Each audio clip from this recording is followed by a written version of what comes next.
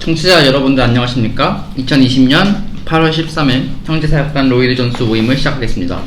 오늘은 제1권 23장 성육신 그리고 24장 그리스도의 신성과 인성에 대한 증거에 대해서 공부하고 토론하도록 하겠습니다. 제가 가진 책 427쪽부터 458쪽까지입니다. 자, 그럼 지금부터 시작하겠습니다. 오늘의 담당자는 이선환입니다.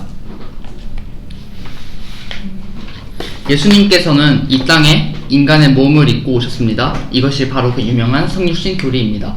인간은 아담의 원죄로 인하여 타락했습니다. 인간에게는 그 죄로 인해 하나님께 나아갈 수가 없었습니다. 이것을 해결하기 위해서는 그 죄를 없애야만 했습니다. 하나님은 이것을 위해서 구속이라는 계획을 가지고 계셨습니다. 그리고 그 구속을 위해 아들이신 예수 그리스도를 이 땅으로 보내십니다. 인간의 모습을 지닌 채로요. 즉 성육신 하신 것입니다. 우리는 이 교리에 대해 오류에 빠지지 않아야 합니다. 예수님, 즉 중보자 없이는 하나님을 아는 지식이 없으며 택함과 사함도 없으며 인간은 하나님께 나아갈 수 없습니다. 예수님은 하나님과 사람을 서로 화해시키시고 화목하게 하시기 위해서 오신 것입니다. 그래서 예수님은 참 하나님이시자 참 사람이셔야만 했습니다. 칼빈은 이렇게 얘기했습니다. 지옥의 상속자들을 천국의 상속자들을 만드는 것이 그의 사명이었으니 그가 사람의 아들이 되지 않았다면, 즉 본질상 그의 것인 것들을 은혜로 우리의 것이 되게 하지 않으셨다면 과연 누가 이런 일을 할 수 있었겠는가? 성육신 교리의 요점 첫 번째부터 시작하겠습니다. 428쪽입니다. 성육신 교리는 삼위일체 교리가 극히 중요하다는 것을 다시 한번 보여줍니다. 또한 어떤 의미에서는 전체 기독교가 삼위일체 교리에 좌우됩니다.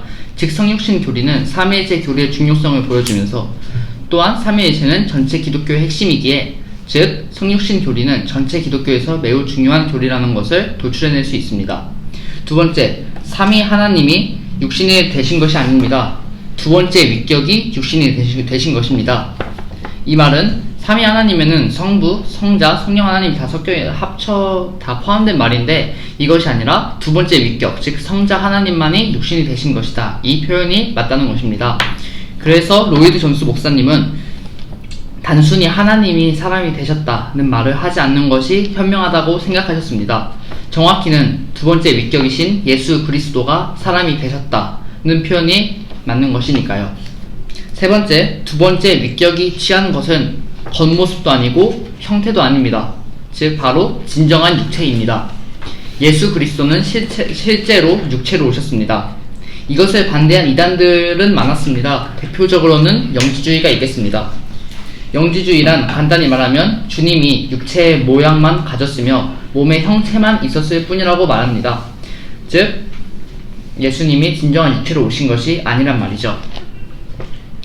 네 번째, 성육신에 의해 새로운 인격이 만들어진 것이 아닙니다. 인간의 본성을 입으신 것입니다. 예수 그리스도는 신성과 인성이 결합해서 새로운 인격이 형성된, 창조된 존재가 아닙니다. 인간의 본성을 입으신 것입니다. 영원하신 위격께서 사람의 본성을 입으시고 아기로 태어나 사람으로서의 삶을 사셨다는 것, 즉 죄 있는 육신의 모양으로 나타나셨다는 것입니다. 다섯 번째, 성자의 인격에는 아무런 변화도 없습니다. 물론 겉으로 보이는 모습과 스스로 나타내시는 상태에는 변화가 있었습니다. 그러나 그분의 인격 그 자체에는 아무런 변화도 없었습니다. 여섯 번째, 성자가 사람으로 변화한 것이 아닙니다. 요한복음 1장 14절에는 유명한 말씀이 있죠. 말씀이 육신이 되어. 이것은 영어로 하면은 The Word was made flesh입니다. was made. 이것으로 인해서 사람들이 성자가 사람으로 변한 것이 아니냐라는 오해가 있습니다. 하지만 was made라는 문구이더라도 성자가 사람으로 변화했다고 생각하면 안 됩니다. 이 구절의 진정한 의미는 became 아니면 took on입니다. 즉 육신이 되었다 아니면 육신을 입었다 라는 표현이 옳은 표현입니다. 로마서 8장 3절 죄 있는 육신의 모양으로 오셨다는 구절처럼 육신을 입고 오신 것입니다 라는 표현이 맞습니다. 일곱 번째, 오직 인간의 본성의 모양만 취한 것이 아닙니다. 모양만 취한 것이 아니라 진정한 인간의 본성을 취한 것입니다. 단지 인간 본성의 모양만 취한 예시는 신의 현현입니다. 신의 현현은 예를 들어서 천사 아니면 신적 존재, 신적 인물이 잠시 동안만 사람의 형태로 나타나는 것을 뜻합니다. 이것은 인간의 모양으로만 취해서 온 것이죠. 하지만 성육신 교리는 모양이 아닌 진정한 인간의 본성을 입으신 것입니다. 요한은 새 서신 1, 2, 3서를 기록한 이유도 단지 모양만 취한 것이라고 주장하는 이단에게 대적하기 위함이었습니다. 예수님은 인간의 본성을 취하였습니다. 8번째, 주님은 완전한 인성을 입으셨습니다. 본성의 일부가 아니라 완전한 본성, 인성을 입으셨다는 것입니다. 7 아까 말한 것처럼 비슷하게 몸만 입은 것이 아니라 영을 포함한 몸과 혼 둘 다 취한 것입니다. 즉 완전한 인성을 취하셨다는 것입니다. 9번째, 완전한 인성을 동정녀 마리아로부터 취하셨습니다. 새로운 인성이 창조되는 것이 아니라 마리아로부터 받은 것입니다. 마리아로부터 받았기에 예수님은 아브라함의 후손이며 다윗의 후손이라고 말하는 것입니다. 만약에 새로운 신성이 창조된 것이라면 아브라함의 후손도 아니며 다윗의 후손도 아니었을 것입니다. 그렇다면 마태복음 1장 1절의 말씀은 오류가 있는 것이겠죠. 다음에 동정녀 탄생에 대해서 말씀드리겠습니다. 성육신 교리의 신비에 대해 질문을 받으면 동정녀 탄생 교리를 다룰 수밖에 없습니다. 동정녀 탄생 교리를 받아들이기 힘들다면 성경과 기적에 대한 교리도 받아들이기 힘들 것입니다. 하지만 이런 일은 이성을 모든 진리를 판단하는 궁극적인 기준으로 삼았기 때문입니다. 그래서 이성으로 이해가 안 된다면 우리는 그 일을 믿으려 하지 않았기 때문이죠. 이러한 일은 옳지 않은 것입니다. 우리는 항상 이해하지 못하더라도 성경을 의지하고 성경의 권위를 인정하면 말씀들을 받아들여야 합니다. 이것이 옳은 자세입니다. 예수 그리스도의 탄생은 전적으로 하나님의 역사입니다. 성령으로 잉태하셨고 요셉과 마리아 둘 다 이 성령으로 잉태했다는 사실이 놀랍고 믿기지 않았을 텐데 그럼에도 불구하고 하나님의 말씀을 순종하였기 때문입니다. 동정녀 탄생 교리는 예수 그리스도에게 지상의 아버지가 존재했다는 것을 부정합니다. 예수 그리스도의 잉태에 남자, 즉 요셉이겠죠? 요셉은 전혀 관여하지 않았기 때문입니다. 성육신은 동정녀 탄생을 통해 분명한 모양이 되었습니다. 또한 주님은 동정녀 탄생을 통해 죄 없는 인성을 입게 되었습니다. 성령으로 잉태되었기 때문이죠. 주님은 자신의 인성을 마리아에게 받았으며 성령의 작용으로 인해 성령님 덕분에 죄로부터 자유롭게 되었던 것입니다. 칼빈은 이렇게 말합니다. 창세기 3장 15절 우리가 원복음이라고 말하는 것은 우리가 그리스도를 통하여 승리를 얻어야 하기 때문에 하나님께서는 일반적인 의미로 그 여자의 후손이 마귀를 이길 것을 선언하시며 그리하여 그리스도께서 인류에게 나타나신 것이다. 다음 24장 그리스도의 신성과 인성에 대한 증거를 다루겠습니다. 443쪽부터입니다. 지금까지 성육신 하신 예수 그리스도에 대해 살펴보았습니다. 지금부터는 예수 그리스도께서 신성과 인성을 가지고 계신 증거들에 대해 살펴보고자 합니다. 예수님은 신이시자 인간이십니다. 첫 번째, 예수 그리스도의 신성에 대한 증거부터 살펴보겠습니다. 첫 번째, 특별한 신적 이름들입니다. 예를 들어 하나님의 아들, 하나님의 독생자, 처음이자 마지막, 알파와 오메가, 거룩한 자, 아니면 주, the Lord, 아니면 하나님이라는 이름들로 성경에 쓰였다는 것입니다. 두 번째, 특별한 신적 속성들입니다. 이 로이드 존스 제1권 6장에서는 하나님의 절대적 인격적, 즉 비공유적인 속성들에 대해서 배웠습니다. 이것 하나님의 신적 속성들인데 이것은 주님께도 똑같이 돌려지기 때문에 예수 그리스도의 신성에 대한 증거가 되는 것입니다. 그 속성들은 전능하심, 전지하심, 편재하심, 영원하심, 불변하심 이 5가지였습니다. 세 번째, 예수 그리스도의 신적 직무들입니다. 5가지 맞나요? 5가지 여긴 적혀 있어서요. 한 가지 더 있지 않나요? 어떤 것인가요? 선제하심 있습니다. 선제하심. 그렇다고 합니다. 그럼 총 6가지입니다. 세 번째, 예수 그리스도의 신적 직무들입니다. 창조, 보존, 죄사함, 부활, 심판 및 영생입니다. 여기서는 446쪽부터 447쪽을 살펴보면은 각각의 신적 직무들에 대해서 좀 자세하게 설명이 되어 있을 것입니다. 네 번째로 넘어가겠습니다. 네 번째 증거는 구약에서 여호와께 사용된 용어들이 예수님께 돌려졌다는 것입니다. 이것을 여기서는 이 로이드 존스 이 책에서는 자세히 설명하진 않고 이 구절들이 서로 비교할 수 있도록 목록을 제시해 주었습니다. 시편 102편 24절에서 27절, 그리고 히브리서 1장 10절에서 12절과 비교하라고 하고, 이사야 40장 3절에서 4절과 그리고 마태복음 3장 3절, 누가복음 1장 76절과 비교하라고 합니다. 그리고 또한 이외 등등이 더 있었습니다.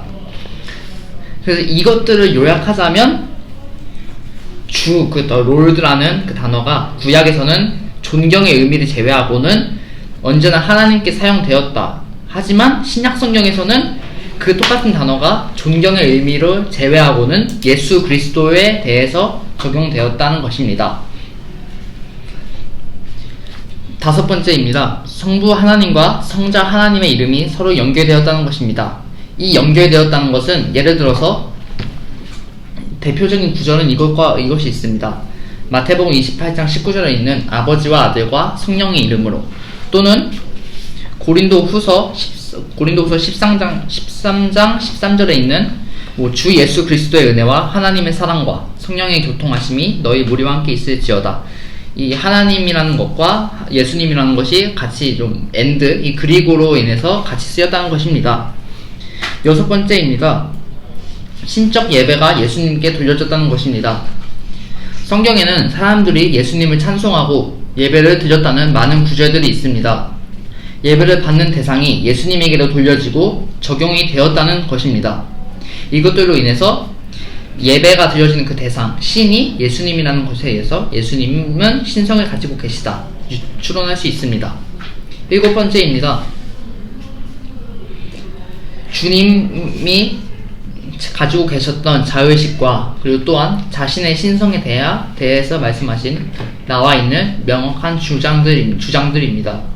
예수님은 자신이 하나님의 아들임을 알고 계셨고 또한 그렇게 생각하셨고 말씀하셨습니다.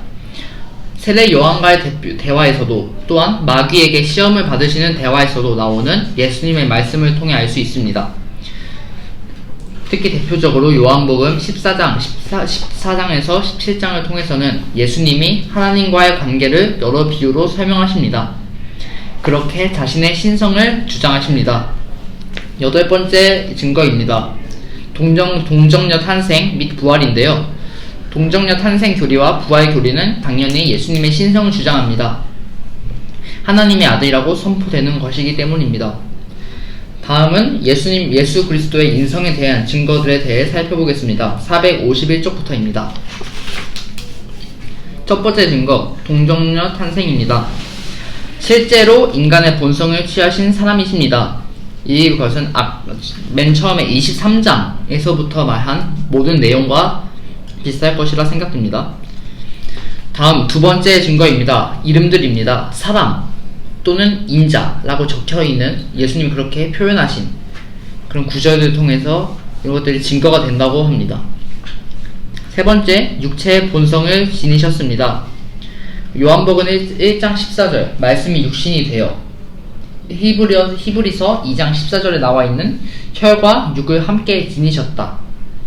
그리고 또한 사람처럼 보이셨다. 심지어 부활 후에도 사람의 몸을 가지고 계셨으며 지금도 사람의 몸을 가지고 계시라는 말씀, 그리고 또한 전형적인 유대인처럼 보이셨다는 것입니다. 이것은 사마리아 여인이 예수님을 처음 보자마자 예수님이 아무 말씀도 하지 않으셨는데 유대인임을 알아차렸다는 것입니다. 네 번째 증거입니다. 성장과 발달을 경험하셨다는 것입니다. 예수님도 우리 사람처럼 키가 크시고 몸무게가 많이 나가시며 성장하시며 고난을 받으심으로 순종을 배우셨다는 말씀입니다. 이 고난을 받으심으로 순종을 배우셨다. 이 구절들은 히브리서 2장 10절 그리고 히브리서 5장 8절에 나와 있습니다. 다섯 번째입니다. 지상에서의 지식에 있어서 한계를 가지고 계신다는 것입니다. 이것은 지상에서만 국한됩니다. 예수님은 자기의 재림 날짜에 대해서 이렇게 말씀하셨습니다. 하늘에 있는 천사들도 그리고 아들도 모르고 오직 아버지만 아신다. 마가복음 13장 32절입니다. 여섯 번째입니다. 육체적인 제한을 가지고 계셨습니다. 이 육체적인 제한이라는 것들은 피곤, 갈증, 졸음, 이 등등도 있겠고요. 대표적으로 죽음이 있습니다. 죽으셨다는 사실만으로 예수님이 주님이 인성을 가지고 계시다는 결정적인 증거입니다. 일곱 번째, 시험을 받으셨습니다. 그 광야에서 시험을 받으신 기사 외에도 히브리서에는 이 사실들이 기록이 되어 있습니다. 하지만 중요한 것은 시험을 받으셨음에도 불구하고 죄는 없으시다는 것입니다. 죄를 가지고 있어서 시험을 받았다라고 생각하면 안 됩니다. 여덟 번째입니다. 예수님도 기도할 필요가 있었습니다. 예수님이 기도를 많이 하셨다는 사실은 여러분도 알고 계실 것입니다. 예수님은 끊임없이 기도하셨고, 그래서 기도가 필요했다는 사실은 참된 인성을 가지셨다는 절대적인 증거입니다. 아홉 번째, 성령으로부터 능력을 받으셨다는 것입니다. 예수님은 영원하신 하나님의 아들이셨음에도 불구하고 능력을 받으셔야 했습니다. 그렇게 성령과 능력의 기름 부음을 받으셨습니다. 열 번째입니다. 예수님이 하나님을 내 하나님, 나의 하나님이라고 부르셨다는 것입니다. 이 구절은 요한복음 20장 17절에 나와 있는데요. 내 아버지 곧 너희 아버지, 내 하나님 곧 너희 하나님께로 올라간다 하라 하시니, 이 구절입니다. 다음 11번째 증거입니다. 11번째 증거는 모든 면에서 진정으로 예수님이 사람이셨다고 하는 대단히 포괄적인 주장들입니다. 그래서 성경 전체에 구석구석에 나와 있으며 455쪽 나와 있는, 살펴보시면 될 것 같습니다. 다음은 죄 없으신 참 사랑이라는 주제로 살펴보려고 합니다. 똑같이 455쪽입니다. 예수님은 사람이셨습니다. 하지만 죄는 없으셨습니다. 또한 흠도 없으셨습니다. 예수님은 타락의 영향을 받지도 않으셨습니다. 그래서 예수님은 둘째 아담이라고 하는데, 첫째 아담과 둘째 아담에는 큰 차이가 있습니다. 첫째 아담은 죄를 짓는 것이 가능했습니다. 그래서 원죄를 지은 것이겠죠. 하지만 둘째 아담, 즉 예수 그리스도는 죄를 짓는 것조차 불가능합니다. 예수님은 참된 인성 그리고 완전한 무죄하심을 가지고 있습니다. 여기까지입니다. 와우. 이렇게 빨리 끝난 거 처음이지 않나? 진짜 빨리 끝났어. 8시도 안 돼서 끝났어. 아무도 질문 안 해가지고 네. 이제부터 질문하시면. 자, 먼저 토론 준비해둔 거 있으세요? 토론... 이쁘다. 아니, 토론 없습니다. 오케이. 그러면 지금 빨리 가고 싶나 봐. 배고파 지금. 오늘 제가 와플 아니, 와플밖에 안 사? 에이, 그동안. 사실 그러니까 얼마 번다고. 근데 사실 저도 그때 안 왔잖아요. 우리 뭐 내가 저희 치킨 좀 사야 돼. 같이 하면 그럼 너가 치킨 사고 나 앞에 살게. 아, 그럼 오늘 늦으셨잖아요. 아, 이거 솔직히 늦은 거예요. 왜 내가 음료수 하면 되잖아. 아 콜라? 와플, 콜라 시키면 되잖아. 괜찮네. 그냥 셋이서 그냥 피자 시켜 먹어 그냥. 저 사실 지각 한번 아니 3명이면 굳이 그거 먹을 필요 있어. 너는 야, 솔직히 아니, 저희 집에 갔잖아. 지각 한 분 더 계시지 않아요? 아, 지금 한 분? 내가 낫더라. 아니 지금 저까지 몰아가시면 저 살아야죠. 이렇게 4명이니까. 아, 오케이. 애슐리가 아니다. 나도 집까지 10분밖에 안 걸리게. 그래 저 질문 하나 있었어요. 네. 네, 말씀해 주세요. 저한테 하지 마시고 저기한테. 네, 저쪽에 질문이 있었는데 그 뭐냐 분명히 어떤 거요? 예수님께서 네. 앞에서 하나님의 신성을 닮아주셔가지고 전능하시다고 하셨잖아요. 네. 그런데 이제 453페이지에 5번째 증거를 가시면 그 전능하심도 있었고 전지하심도 있었고 뭐 편사의 선지하심 그 다 예수님한테도 동일하게 적용된다고 했잖아요. 그런데 453쪽을 보면 그러나 그날과 그때는 아무도 모르나니 하늘에 있는 천사들도 아들도 모르고 아버지만 아시느니라. 그럼 앞에 전지하심이랑 좀 맞지 않는 부분이 있는 거 아닌가요? 일단은 너무 안 있어. 이 정도 재물로 이제 공부할 수 있잖아요. 그래서 그래서 그런 질문한 거죠? 아니 저도 모르겠어가지고 그냥 몰라서 질문한 거예요? 네, 진짜 모르겠어요. 저 봤는데 이거 뭐야? 송환이도 모를 수 있잖아. 그러니까. 이제 그래서 이제 토론 주제 잡은 거죠. 이제. 떨어지지. 근데 이것이 그런 것 같아요. 전 아까 말씀드렸는데 이것이 지상에서만 국한된다고 말씀드렸거든요. 그 전지하심이랑 현재하심이 지상에서는 안 된다.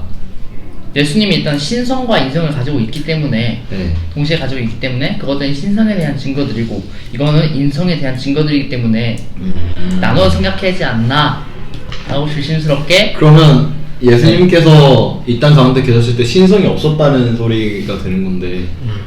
그게 그렇게 가는 건가요? 왜냐면 지상에 계신데 지상에 있을 땐 인성은 된다라고 보시면 신성이 지구안에 국한돼 버려. 지구 안에 국한돼 버리니까. 스스로 포기할 수도 있지 않을까. 그러면 엄청 많은 문제들이 생기는데. 그럼 엄청 많은 문제들이 아버지 몫이니까 내가 포기할게. 예수님께서 그러면 신성을 어느 정도 포기하셨다. 그러니까 신성을 포기한 게 아니라 하실 수 있음에도 그러니까 어느 정도. 아버지의 그러니까 뜻을 지구에 따르고. 있을 때. 네. 아버지가 뜻이 그거니까 그냥 내가 따를게. 따라줄게 그냥. 그래가지고 그런 게 아닐까. 아니 여기에 지식이 한 개 있다고 적혀 있잖아. 근데 신성에 있을 때는 전능하시고 전지하고 전능하시고 현재하신데 왜 여기서는 지식이 한 개가 있냐 이 말이지. 그게 어디 나오냐? 여기 지식이 한 개. 뭐 사실 편지하심이라고 말할 때는 예수님께서 내가 언제나 너희와 함께 계시는 그걸 말했으니까 그건 이해가 되는데 전지하신 경우는 내가 모른다라고 말씀하시니까. 난 이거에 좀 넓은 그 질문으로 하나 하고 싶은데, 그러니까 그 두 가지를 완전히 갖고 계신데, 근데 죽음이란 건 죄의 결과잖아요. 네. 근데 죄가 없으시다고 하시는 분이 왜 죄의 결과에 놓여있냐. 난 그게 좀. 이거 455쪽에 나와있어요. 네, 456쪽에 나와있어요. 근데 그거는 제대로 안 읽은 거예요. 제대로 안 읽은 사실 거기서부터 안 읽었어. 예수님은 죄의 결과로 죽으신 게 아니. 네. 그래? 사실 딱 거기까지 읽고 저도 딱 거기까지 읽고 왜 결과였지? 그래서 456쪽 하필 이걸 안 읽었네. 예수님이 죄가 없으셨는데 죽으셨다는 거에 의미가 있는 거라고 볼 수 있고. 그쵸. 그러니까 왜 죄의 결과를 그게 뒤에 나와 있는데 앞부분만 읽은 거예요. 그래가지고 질문을 뒤에는 하고. 아니에요? 뒤에는 아니에요. 근데 그 뒤에 설명이 맞다. 456쪽에 딱 나와있어요. 맞다, 그 편집된 게.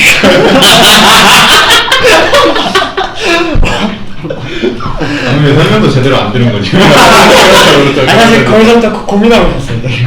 왜 가? 근데 그 방금 전에 예수님 지혜에 한계가 있었다 이 부분은 또 정확한 얘기는 아닌데 녹화가 되고 있어서 부담스럽게 근데 여기는 사실 되게 다 열고 말씀하셔도 되는 게 앞선 영상에서는 충분히 2단과 같은 얘기가 많이 나왔어가지고 너무 했잖아. 거의 못 알긴 했는데 이제 제가 신학을 배우고 있는 사람이지만 제 네. 말이 정확하게 우리 신학을 대표하진 않는다. 왜냐면 네. 나도 배운 게 없으니까라는 걸 전제하고 들으셨으면 좋겠는데 이제 제 생각은 그래요. 왜냐면 예수님이 지상에서 사역을 하실 때 뭔가 그러니까 모든 부분에서 또 그러시진 않으셨지만 예수님이 내가 스스로 이렇게 한다 이거라기보다는 뭔가 하나님의 뜻이 이러하다라는 식으로 사역을 하시는 모습을 자주 보이지 않습니까? 제 생각일 수도 있고 제가 본 내용들 중에 그런 내용이 많아요. 그러니까 뭔가 그냥 내가 스스로 뭔가 기적을 일으키는 것도 있지만 하나님에서 이렇게 하나님을 통해서 이렇게 하면서 기적을 일으키는 이런 사건들이 있잖아요. 그런 거랑 비슷하게 그때 당시 사실 사람들은 예수님을 신이라고 생각하는 사람도 있고 그에 반면에 아닌 사람들이 굉장히 많았잖아요. 그렇지만 이 유대인들은 기본적으로 하나님을 믿었잖아요. 하나님 그 조상들의 그 유대교를 이렇게 따라왔잖아요. 근데 그 중에 예수님이 나오셨고 그 예수님을 믿는 사람이 있는 거에 반면에 예수님은 이단이다라고 생각하는 사람은 분명히 있었을 거란 말이죠. 그때 당시 세상에는. 근데 이제 그런 사람들한테 이런 거를 하나님에 대해서 뭔가 알려주거나 하나님의 지혜를 전달하려고 할 때 예수님을 이단이라고 생각하고 있는데 예수님이 이런 말을 했어요. 그러면 그 말은 예수님을 신이라고 믿는 사람한테만 통하는 말이 되잖아요. 근데 이제 이게 하나님의 지혜가 이것입니다라고 하면서 하나님이 아십니다 이렇게 해버리면 이제 그 당시에 예수님을 인정하지 않더라도 하나님을 인정하고 있던 사람들에게는 좀 더 그 지식이 들어갈 수 있지도 않았을까라는 생각을 조금은 합니다.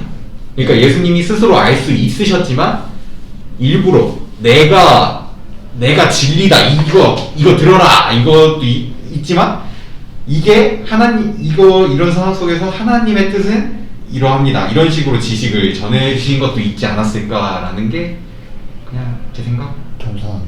이게 답은 아니겠지만 그냥 그러셨을 수도 있지 않았을까라는 가설. 좀 사람의 그 마음에 따라가지고 좀 다르게 말씀을 하신 그러니까 이제 내가 결론을 내려줄 수도 있지만 하나님의 그 아버지의 뜻이 이겁니다 하면서 아버지의 지혜를 이렇게 사람들한테 통해서 전달해 주시지 않았을까. 왜냐면은 하늘의 영광을 위해서 너 성경 그냥 아무것도 모르는 너 성경 믿어야 돼 이거랑 하나님이 성경을 믿으랬어 이거 약간 이런 느낌의 차이.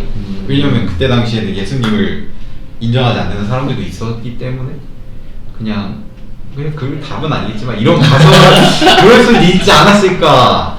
혹시 다른 의견도 다른 분들도 얘기해 주시면 그러시지 않았을까. 그런 지혜의 한계들은. 왜냐하면 또 그 있잖아요. 그러니까 제가 과제했던 부분이라서 그 부분밖에 생각 안 나는데 겟세마네 기도 하잖아요. 그 겟세마네 맞나? 그 사람들이 잡으러 오는 상황 속에서 기도를 하시잖아요. 근데 그 부분을 보면은 완전한 인간이란 말이에요. 되게 그러니까 어떻게 해석하느냐에 따라 다르지만 되게 죽음을 무서워한단 말이죠. 무서워하는 느낌이 있어요. 떨며 기도하셨다 이런 게 써있잖아요. 그런 거 보면은 전혀 전지전능하신 분은 아닌 것 같은 느낌도 이렇게 온단 말이죠. 왜냐하면 사람이니까. 근데 또 그 상황에서 기도를 하세요. 하나님한테 이게 저를 피해갈 수 있으면 피해가게 해주세요. 근데 이게 하나님의 뜻대로 하세요. 이런 식으로 기도를 한단 말이에요. 이거 말고도 다른 경우들을 봐도 예수님이 인간으로서 자기 아버지 하나님의 뜻에 따라서 살려고 하는 이런 모습이 있단 말이죠. 그러니까 자기가 신이다 이런 것도 있지만 근데 이제 신성을 가지고 있지만서도 하나님의 뜻에 따라 이런 식으로 약간 인간처럼 사셨다. 그런 모습을 자주 볼 수 있는데 아마 이 지혜의 한계도 그런 거를 조금 대변하지 않나. 그러니까 진짜 리얼 한정된 게 아니라 일부러 좀 더 효과적인 전달을 하기 위해 아니면 또 하나님의 뜻을 이뤄가기 위한 방법은 아니었을까. 이런 한계를 지닌 모습이 방법론이었다가 아니었을까라는. 저는 여기 마틴 로이드 존슨 목사님은 그 지식의 한계가 있다고 하시면서 그 마가복음 11장 13절에 열매 맺지 못하는 무화과 나무를 기대를 하면서 갔다고 하시거든요. 열매가 있을 거라고 기대를 했다. 그리고 이 부분에서 이제 지식의 한계가 보인다라고 이제 얘기를 하는데, 그러면 이 예수님의 행동은 이것도 하나님의 그것을 위하여 일부러 모른 척. 근데 또 그 무화과 나무에서 얻을 수 있는 교훈이 있지 않나요? 그리고 이제 성경 구절의 앞뒤 맥락을 이제 다 봤을 때, 그죠? 예, 우리가 알 수 있잖아요. 근데 이제 예수님께서 거기에 달린지 모르고 갔다는 거는 성경이니까 맞는 말이겠죠? 아니면은 혹시 그거는 예수님이 쓴 게 아니라 네. 제자가 쓴 거니까 네. 제자 눈에 그렇게 보이지 제자 않았을까? 피셔. 아, 그럼 성경 모호설을 지금 아니죠. 모호설은 아니죠. 성경 왜냐면 그게 성경 실제로 없었던 일은 아니니까. 그러니까 문화적인 요소가 들어가지 않았을까라는. 근데 거예요. 저는 성경이 100% 맞다고 생각하는 사람으로서 예수님이 모르고 가셨을 수도 있죠. 근데 아무튼간 그거 역시 계획이었다. 내가 무릎을 꿇은 거는 추진력을 얻기 위함이었다. 약간 이런 느낌으로. 왜냐하면 그 사건으로 교훈을 주시니까. 왼손은 거들 뿐. 왜냐면 그 무화가 앞으로 가는 거에서 그 무화과에 없는 걸 보고 저희한테 뭔가 깨달음을 주시잖아요. 그 과정을 통해서. 그러니까 그 메시지를 전하기 위한 그 도약 준비가 아니었을까라는 가설. 그렇게 되면 또 이제 또 전지하심이 또 이렇게 왜곡이 되잖아요. 왜곡이 됐다고요? 아, 왜냐면 이게 또 모르고 가신다고 하면은 전지가 이제 모든 거 알아야 하는 건데 모르고 가셨다고 그러니까 하면 모르는 척. 그렇게 돼야 되는 건데 여기서 또 얘기하는 게그 마가복음 이제 13장 32절에 그러나 그 날과 그때는 아무도 모르나니 하늘에 있는 천사들도 아들도 모르고 아버지만 아시느니라. 이렇게 주님은 모른다고 말하고 하나님 아버지만 안다고 얘기를 하셔요. 그러니까 그럼 이 부분에서는 예수님께서 본인 말로 직접 모른다고 얘기를 해버리면은 자기의 전지하심을 이제 왜곡하는 게 아니냐라는 이제 본인 스스로가. 본인 그쵸, 스스로가. 그쵸.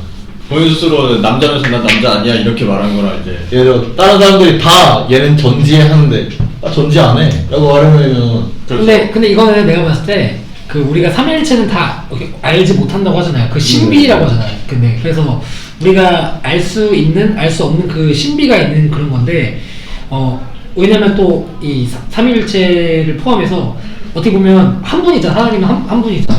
그러니까 성자, 성부고 성령인데 어떻게 보면은 예수님이시긴 한데 예수님도 하나님이잖아요. 그러니까 이 땅에 육신을 오신 거잖아요. 그래서 그 신비고 뭐 우리가 뭐 아버지는 모르고 아버지는 알고 아버지는 모른다고 하는데 그거를 내가 봤을 때 난 이 부분이 약간 신비인 것 같아요. 그러니까 뭐 우리가 어느 정도 유추할 수 있는데 그러니까 뭐 이 형이 얘기한 것처럼 모르는 척 할 수도 있는 거고 근데 모른 척 하는 건 아닌 거야. 난 아닌 거긴 한데 근데 그러니까 그 부분은 좀 뭔가 신비인 것 같아요. 나는이다. 신비다. 우리가 알 수 없는 거다. 나는 여기에서 나는 가설을 그렇죠. 제시해본다. 가설을 내가 한번 제시해본다. 그러니까 난 신비인 것 같아. 근데 그 말이 진짜 약간 모순적이긴 한 것 같은 게 왜냐면은 그거는 아무도 모르고 하나님 아버지만 아신다. 근데 삼위일체 나도 그러니까 이거는 진짜 신비다. 이거는 하나인데 그러니까. 하나님은 아신다. 나는 모른다. 그러면은 이게 뭐 소크라테스 3단원법 이런 걸로 들어가면은 데카르트. 아 그래 데카르트 3단원법 이런 거 들어가면은 나는 안다가 되는데 그쵸. 모른다. 나는 안다. 그러니까 그러니까요. 이런 말을 하신 건데 완전 모순되는 말인데 사실 발표자. 오케이. 빠밤. 아니에요. 저는 사실 정답 문제가 나중에 나오기 시작하죠 이제. 아니 저는 진짜 이거 진짜 그냥 가설인데 맨 처음 이거 읽을 때 이 구절을 읽을 때 원래 그냥 왜 전지하시면 왜 이렇게 썼을까? 일부러 이렇게 썼을 거라 생각했어요. 그냥 어떤 목적에서 진짜 이게 모르고 계신 건 아니야. 그래서 맨 처음 읽었을 때 지식에 한계가 있었다라는 이 로이드 존스의 말씀을 몰선님의 말씀을 인정하지 못했어요. 저는 이 아들도 모르고 아버지만 아신다 그날을 저는 아마도 그때 사람들한테 있는 거니까 만약에 내가 안다 라고 하면 사람들이 언제 이럴까봐 나 모른다 이렇게 하신 것이 아닐까 라는 가설을 왜냐면 그때 당시에는 예수님이 메시아 이런 구세주 아니, 그런데 예수님을 신격화하는 걸 싫어하는 사람이 있었으니까. 그렇게 치면은 예수님께서 보통 그러실 때 비유로 말씀을 자주 하셨잖아요. 왜냐면 이제 사람들이 어차피 들어도 모르고 일부러 숨기신다고도 하셨으니까 그러면 차라리 비유로 말씀하셨으면은 되셨을 텐데 굳이 아예 모른다고 말씀하신 이유가 저는 또 걸리는 거였어요. 왜냐면 그거에 대한 건 또 나의 가설은 아직 때가 아니어서 안 알려주지 않았을까. 때가 아니면 이제 비유로 말씀하시면 되는데 비유도 근데 때가 됐을 때 비유로 이걸 주시는 건데 아직 그걸 알려줄 때가 아니지 않습니까? 아 비유 자체가 안 된다 얘네들은. 그냥 알려줬으면 더 문제가 많이 생기지 않을까? 이때 2016년 8월 7일 아는데 모른 척했다라는 거네요.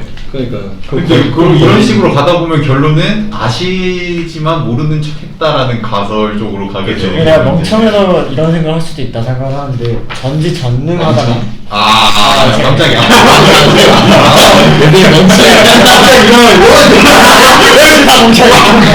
아니 그런 게 아니라 제가 멍청이라고 할 수 있는 게 전지전능하다는 게 그 알 수 있는 걸 이렇게 차단시킨다 아니면 할 수 있다는 게 전지전능하다고 볼 수는 없는 건가요?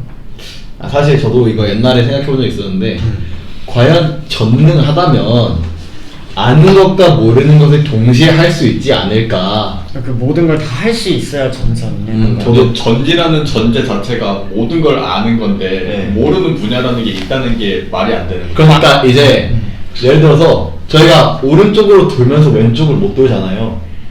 네. 그런데 전능이 이걸 가능하게 한다. 맞아.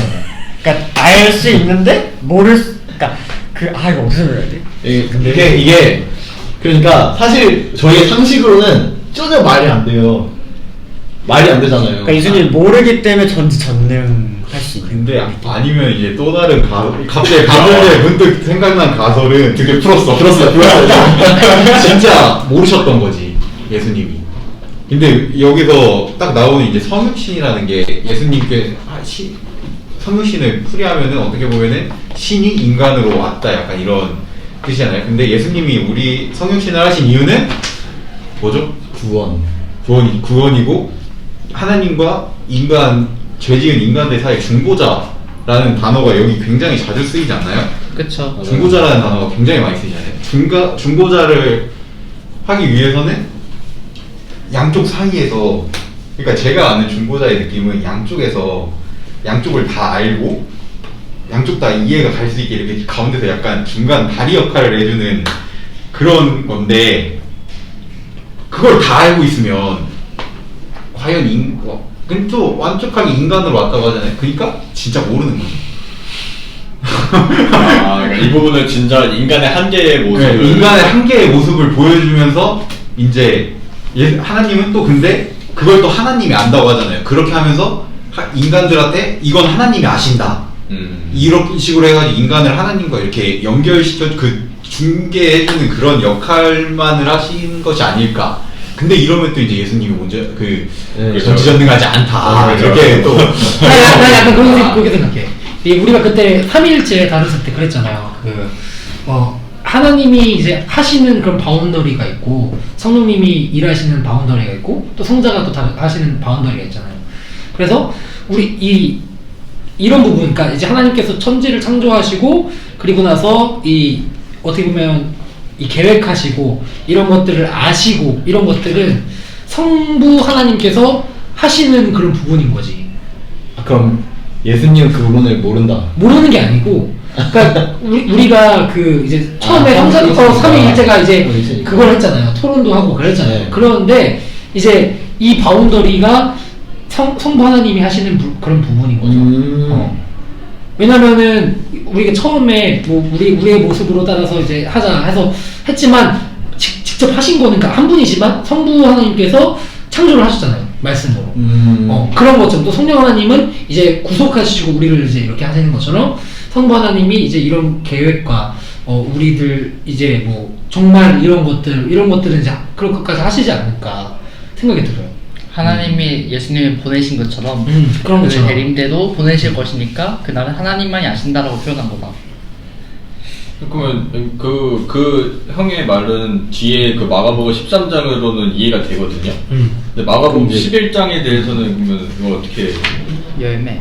그 무화과에서 있어서는 좀 그러니까 그가 무화과 요거가 지금 여기잖아. 다도고의 3쪽. 다도고 3쪽. 한 가지 더 보고 싶은데 요한복음 7장 보면 예수님은 배우지 않았는데 다 아시고 가르치셨으니까.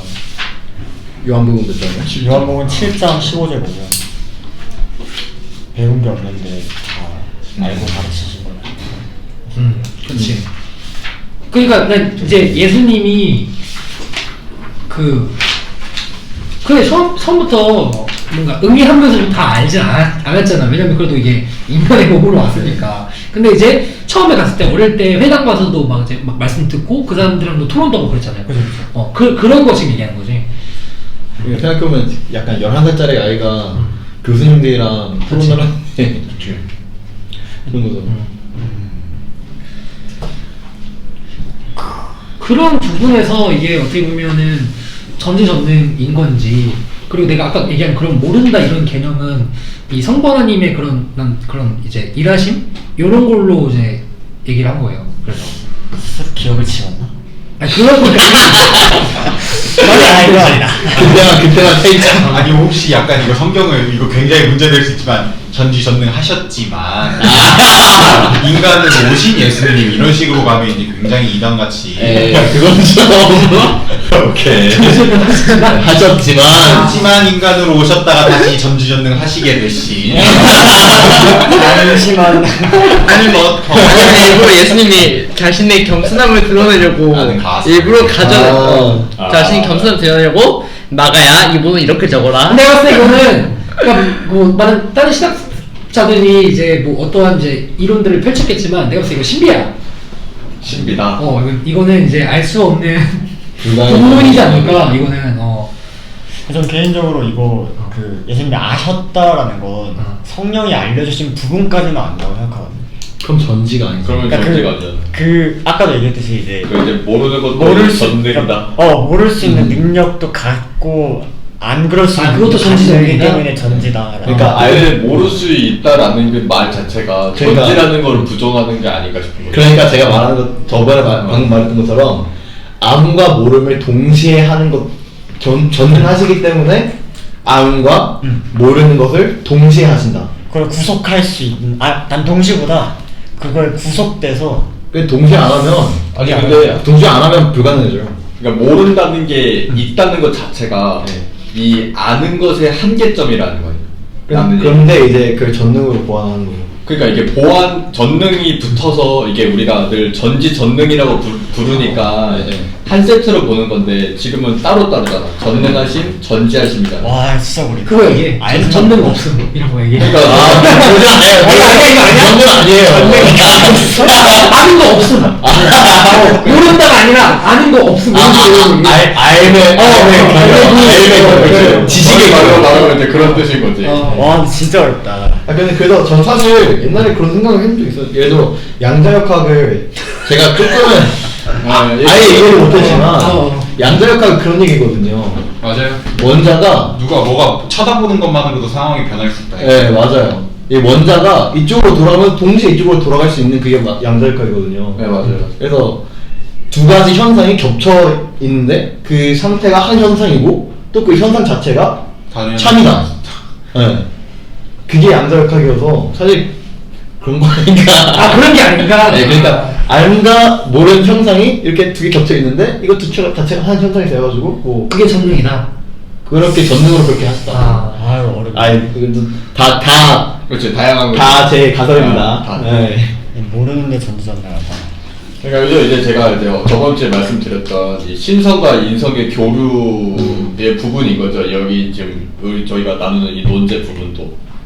그러니까 과연 이 예수님의 신성과 이 인성을 이게 어떻게 봐야 돼? 두 개를 어떻게 봐야 되냐? 겹쳐서 봐야 되느냐? 이걸 뭐 교류를 한다고 이렇게 봐야 되느냐? 융합인 거냐? 이런 이제 다양한 이제 얘기들로 펼칠 수가 있는 거지. 크게 보면. 저는 분리라고 생각합니다. 근데 이건 되나? 이것도 써야 되는 거. 저는 분리라고 생각합니다. 뭐 어떤 게? 인성이랑 인성과 신성과 분리가 돼 있다. 너 그러면 이거 다 그거 하는 건데? 아니요 전혀 아니에요. 아니에요? 네. 왜 전혀 아닌 이게 이유가 지금 분리됐다는 거잖아. 아니 여기는 그러니까 신성과 공적을. 몰라요. 그거잖아. 그러니까 신성과 사실 나도 몰라요. 이거 아니 그게 아니 그건 매우 심각 아니야? 그건 광이고. 그러니까 저는 내가 써줄게. 저는 그렇게 생각을 해요. 멋있어. 그냥 인자를 필요로 쓰면 안 돼. 잠깐 이렇게 해가지고 이건데 잠깐 이거 뭐지? 아 저건 사진 찍어요. 이거 그치 이거잖아. 아 맞네. 저 그냥 매울신으로 갑시다. 외우시는 겁니다. 열심히 몰라요. 근데 그래서 아니 그러니까 저는 그 생각에 이게 분리된다는 이유가 전 사실 인성과 신성이 서로 모순적인 게 없다고 생각하거든요. 모순이 안 된다고 저는 생각을 해요. 왜요? 아니 왜냐면 봐도 모순이 되는 게 없지 않아요? 그냥 딱 봤을 때 너가 무슨 된다며 아까 어디가? 인성이 없으니 신성이 무슨 듣는 거 아니야? 아니 이거는 전지하셨는데 모른다고 했으니까 거기에서 그걸 그러니까 저 신성을 부정한 거잖아 예수님이. 그러니까 모순이 되는 건데 인성이랑 신성 자체는 서로 그렇게 모순이 되는 게 없다. 왜요? 근거는? 근데 신성은 우리가 흔히 말하는 전지. 네. 하지만 인간에게는 한계. 이런 거 이게 모순 아니에요? 예를 들어 예수님이 두려워한 게 신성이라는 문제가 있나요? 근데 약간 뭐지 갑자기 딴소리 하는 것 같긴 한데 인간이 창조될 때 네. 하나님의 형상이었단 말이죠. 그렇죠. 근데 우리는 그 형상에서 죄를 지어가지고 아무튼 근데 아무튼 하나님의 형상이잖아요. 근데 예수님은 죄가 없이 오셨죠. 네. 그러면은 죄가 없고 예수님이 그 전지전능하심이 있으면 인간의 모습으로 오셨더라도 하나님의 형상을 갖고 있다고 볼 수 있지 않을까요? 근데 우리가 첫 부분에 다뤘던 게 이제 비공유적 속성과 공유적 속성이 있잖아요. 그러니까 하나님 고유만의 속성이 있고 인간에게 공유해 주신 속성이 있고, 그러면 하나님이 공유해 주신 속성은 이제 뭐 여러 가지 있지만 비공유적 속성에도 이제 우리가 절대 할 수 없는 불변성이나 영원성들이 있단 말이죠. 그러면은 이 신성과 인성이 아까 같다는 말은 이게 모순된다는 이제 않다는 말은 인간도 이제 예수님의 한해서라고 넣어야 될 것 같아요. 예수님에 한해서 그럼 네. 예수님도 아니,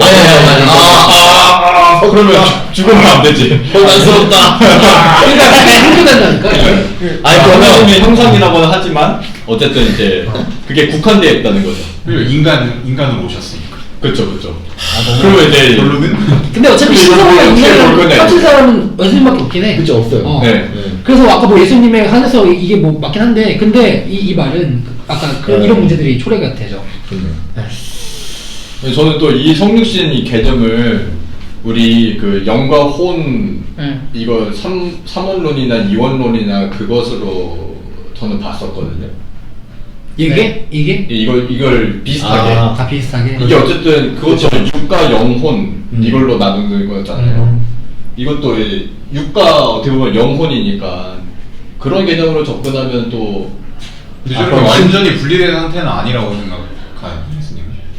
그쵸. 그렇게 볼 수도 있죠. 왜냐면 여기서도 완전한 인간으로 오셨다고 해서 그러니까 껍데기만 가지고 오셨다면은 이제 뭐 완전 분리다가 되었다고 할 수 있는데 또 완전히 그러면 영지주의자가 되는 거죠. 근데 우리 이제 칼빈주의에서는 완전한 인간 100% 신 100이잖아. 네. 그죠. 그러면 그 모습을 이제 어떻게 설명할 거냐 이거. 그걸 설명할 때 네. 진목이. 다 선택할 수 있는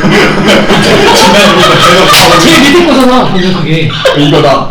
그지 않아? 당신 그거 그러면 이제 신성은 흔히들 영적이라고 얘기를 하고 이제 인간은 육인데 그럼 영과 육을 이제 어떻게 섞을 거냐? 약간 영을 한 2스푼 넣고 신이 신이 우리를 만들 때 신이 좀 있는 무슨 고양이 이렇게 그건 약간 우리도 똑같지 않나? 우리도 영, 육이 하나. 그쵸. 네. 그래서 우리의 영보다 훨씬 가치 있는 예수님이 우리의 그쵸. 이 몸, 육체랑 결합이 되어 있었던 상태가 아니었을까? 그러니까 아까 다윗이 말한 것처럼 영이랑 그러니까 영이랑 육이랑 이게 같이 이거라고 생겼잖아. 그러니까 지금 내가 이게 육이 있지만 내 안에 영혼이 있을 거 아니에요. 그런 것처럼 저거 인간이랑 신성도 그렇게 아까 받아들이면 좋을 것 같다고 했잖아요. 그렇게 받아들이면 되지 않을까? 그러면 예수님의 영혼은 하나님인 건가? 아니 신간은 아니 완전히 그런데 말이야. 지금 약간 든 생각이 예수님의 라고 생각하는데. 응? 예수님의 육체는 예수님인가? 저 아니, 지금, 그럼 어떻게 봐야 돼? 저 지금 든 생각인데요. 얘기해봐요 우선. 이것도 분명 제 가설이긴 합니다. 그런데 예수님의 한에서 정말 인성이랑 신성이랑 왜곡되는 부분이 없어요. 왜? 예수님의 한에서. 예수님의 한에서 일단 전능하심, 뭐 존재하심 그건 다 빼고 그 제외한 편재하심은 예수님께서 증명을 하셨고 스스로 영원성 예수님께서 사실 죽었지만 살아나셨고 영원히 계시잖아요.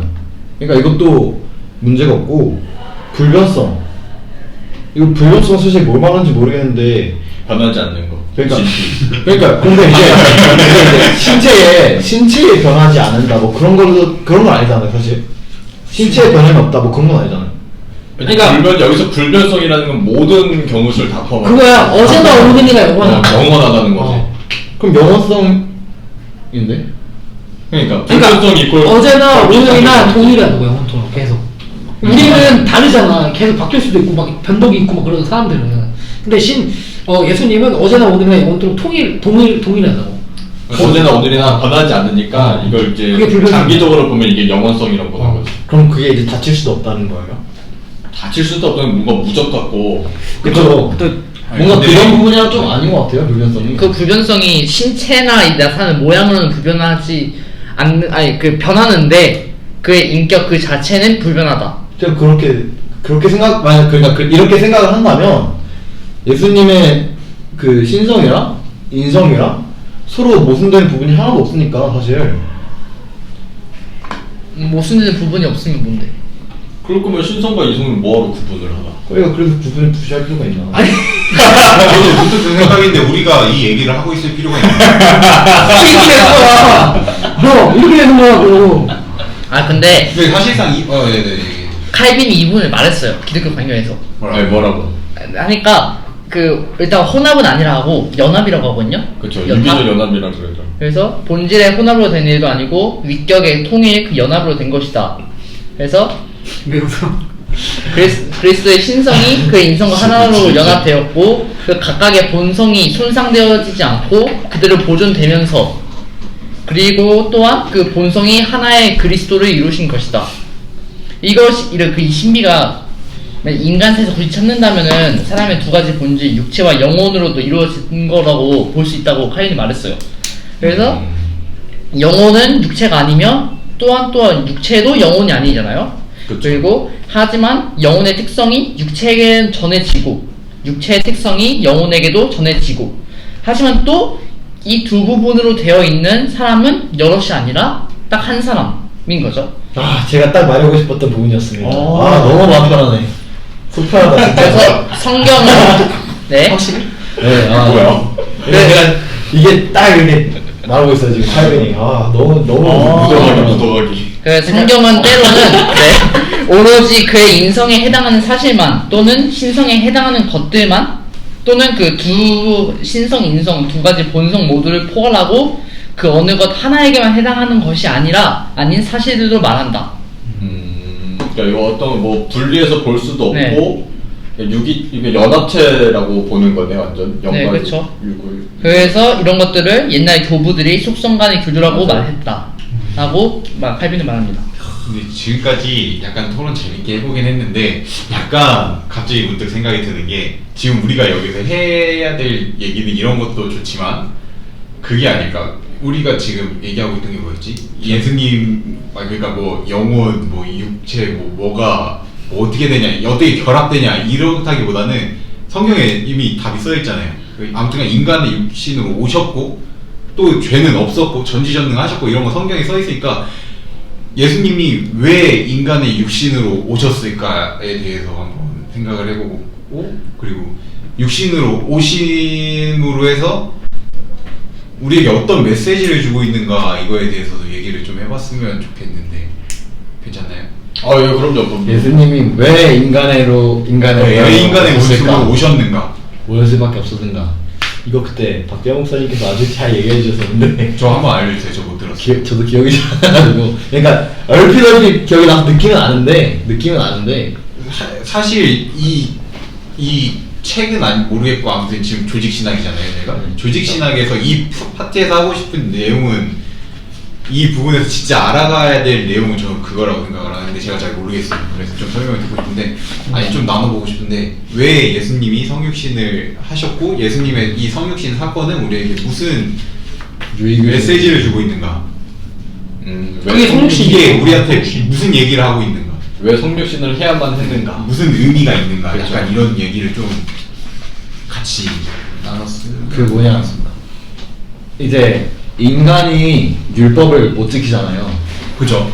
그런데 만약 지금 그래서 인간을 구원하시려고 하는데 만약 그렇다면 인간은 절대적으로 율법 못 지키는데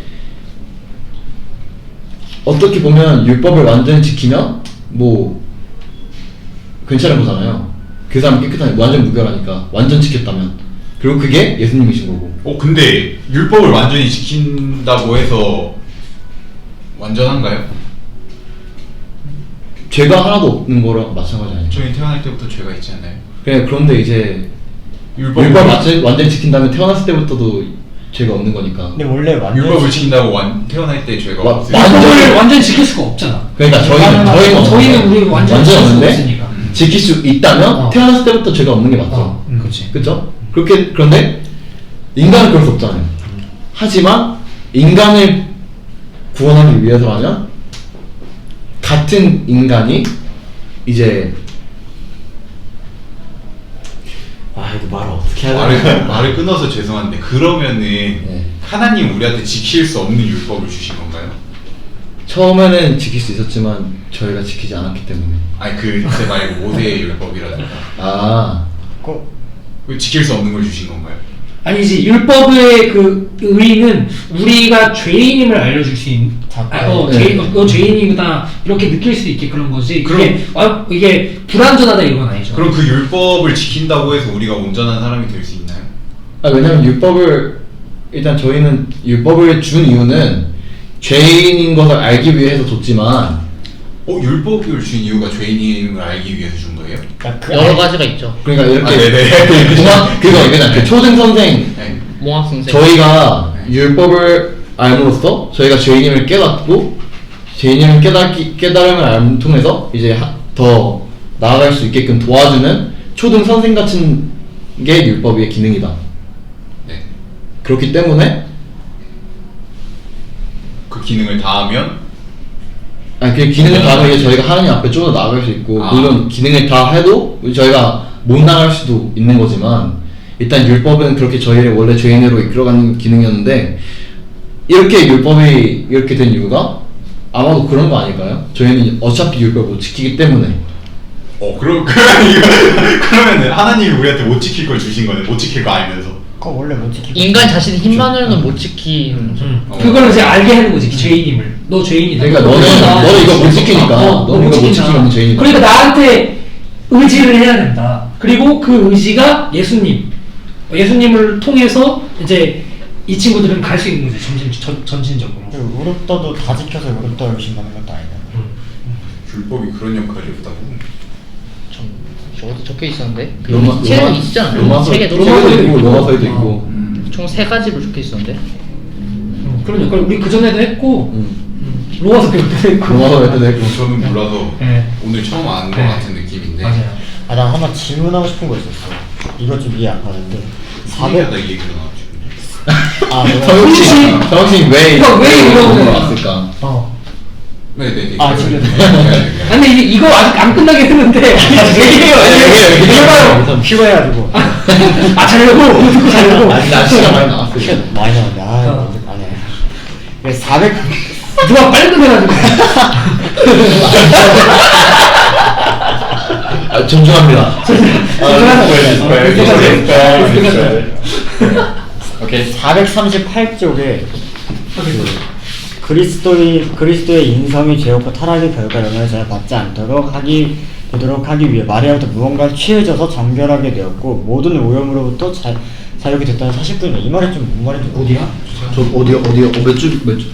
그 위에서 5번째 줄 대형 438쪽에 위에서 첫 번째. 이건가요? 우리가 아는 것은 단지 그리스도 인성이 주였고 다르게. 어떤 게 궁금하신 거예요?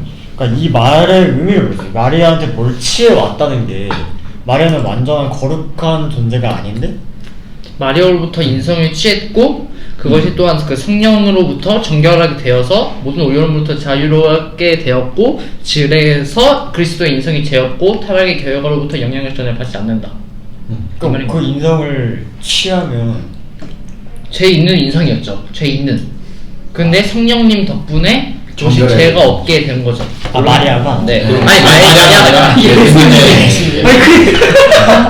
마리아로부터는 그 예수님이 여기 있었는데 예수님이 여기 배에 있었는데 그러니까 마리아 때문에 뭐 거룩해지게 이런 게 아니라 성령이 이렇게 입을 빡 쏘가지고 여기 깨끗해요. 레이저 시술 맞는 거예요. 레이저 시술. 그러니까 그런 레이저 시술 아닙니다. 오케이. 그러니까 타락한 인간의 몸에서 거룩한 게 나왔다. 거룩하게 나왔 네, 그런 거죠. 성령님의 도움으로. 성령이 있었기 때문에. 네, 성령이 있기 때문에. 그렇구나. 네. 성령의 역사. 멋있네. 아니 성육신 얘기를 해야 될 것 같은데. 네. 성신이 무슨 의미가 있는가? 그래서 이제 예수님께서 이제 인간이 죄를 지었는데 그 인간이란 대표가 있잖아요. 그러니까 아담이라는 인간 대표가 지은 죄를 예수님이란 인간 대표가 완전 율법을 지키면서 또 돌아가졌어요. 또 그 죽으신 이유가 죽어야만 했던 이유가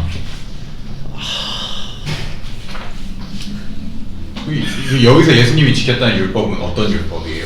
다예요. 다 그냥 다 그냥 모든 모든 율법을 다 그러니까 그 해요. 율법을 성취하신 거지. 예수님이. 지켰다면서요. 성취가 시킨 거 아니에요? 그러니까. 근데 구약에 있는 율법을 온전히 지키셨나요, 예수님?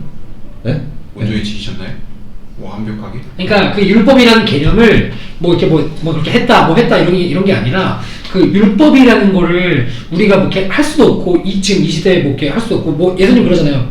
뭐 그럴 수도 있고 저럴 수도 있지 이렇게 하셨잖아요. 이 인간이 중요하기 때문에 그 인간의 그런 것들도 중요하고 그래서 예수님이 그 이 율법을 통해서 그러니까 율법을 완성시킨 거지.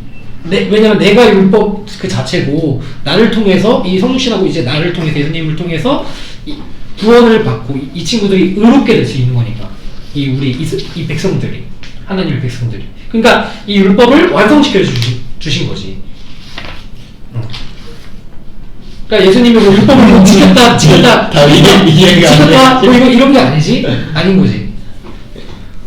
뭐 어떻게 설명을 해야 돼? 그러니까 예수님께서는 일단 죄가 없으잖아요. 그러니까 네, 말 좀 해주세요.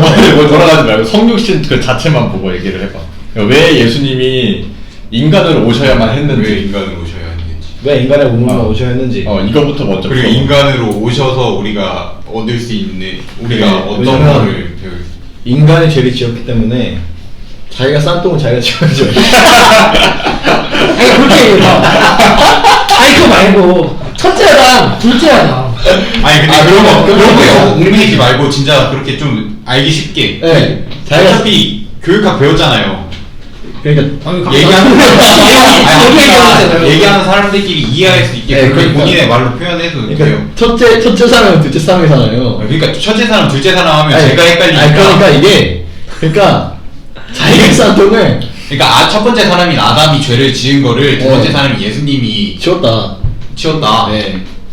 그러니까 근데 인간이 했으니까 인간이 드신 거. 죠. 그래서 성육신을 하신 이유는 인간이 죄를 지었기 때문에 인간의 모습으로 인간이 해결하게 하기 위해서 인간의 모습으로 오셨다. 네. 근데 사실 이건 좀 근거가 비약한데 근거가 사실 많은데 이것도 가설인가요? 아니 그건 가설은 아니에요. 가설은 아니고 근거가 많은데 제가 그 근거를 기억이 잘 안 나요. 아는데 설명할 방법이 없네. 약간 이런 네, 그런 느낌. 느낌으로. 좀 또 뭐 하신 말씀 없으세요? 좀 해주세요 좀. 난 예종의 의견이 좀 궁금해. 아세아 쪽은 내가 얘기를 잘 안 해봐가지고. 예수가 되게 너무 피곤해요. 오케이. 한 방에 이해됐어. 예, 선생님 뭘 이렇게 열심히 사실 그것이 여기서 예. 사람이셔야 그 중보자가 무조건 사람이어야 한다는 이게 필수적이다, 필연적이다도 아니라고 말해요, 칼빈은. 절대적으로 필연적이다라고 말하지 않고 이게 최선이었다 라고 칼빈은 말해요. 근거는? 이게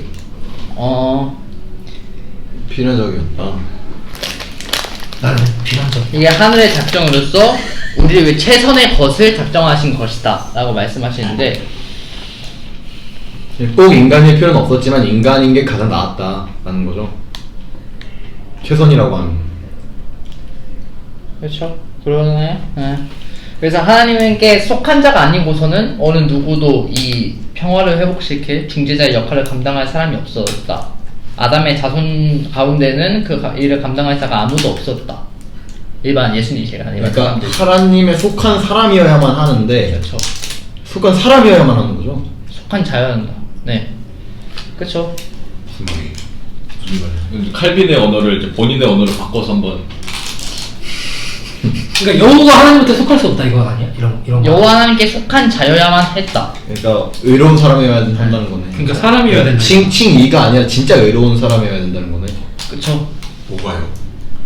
그 중보자. 중보자라는 사람이 그러니까 중보자는 예수님밖에 없잖아요. 네. 그럼 예수님은 완전히 하나님께 속한 자여야 된다. 이게 지금 그러니까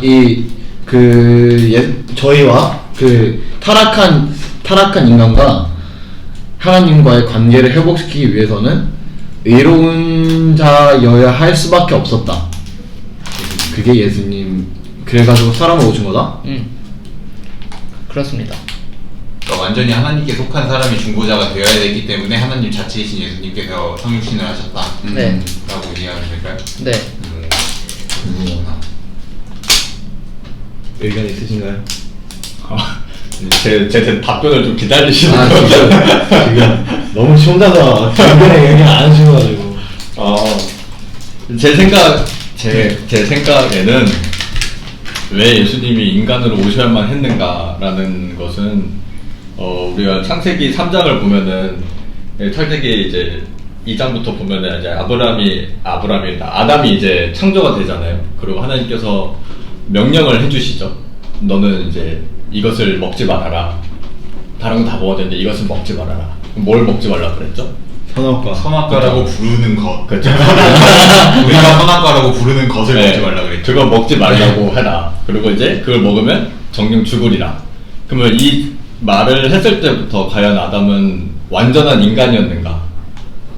라는 좀 의문점이 저는 들어요. 왜냐면은 어쨌든 아담도 이 율법을 못 지켰잖아요. 그러면 아까 형이 말씀하신 대로 그러면 하나님은 태초부터 율법을 못 지킬 걸 줬느냐 라는 거거든요. 그러면은 율법을 지킨 사람만이 완전한 사람인가 라는 것까지 다 갈 수 있을 거고, 근데 아담도 결국에는 죄를 선택했단 말이에요. 그러면 아담도 처음부터 완전한 사람은 아니었다라는 거죠. 그러니까 이 율법 자체는 지킬 수도 있고 못 지킬 수도 있었다는 거라고 생각해요. 아예 처음부터 저는. 하지만 하나님의 사람이라면은 그것을 지키려고 노력을 해야 된다는 거죠. 못 지킬 수도 있지만 어쨌든 아담이 그렇게 뱀이 하와를 꼬시고 그걸 정령 먹고 아담도 따라서 먹고, 그래서 아담을 통해서 하와를 통해서 결국에는 하나님의 말씀을 어김으로 정령 죽으리라고 말씀하신 그대로 죽게 됐죠. 하지만 육체가 죽은 게 아니라 영적인 죽음으로 됐고, 하나님의 말씀에 결국 이 죄의 삭은 사망이니 맞나요?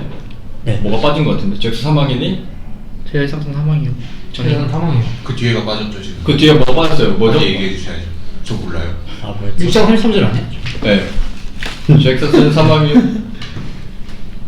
현관이.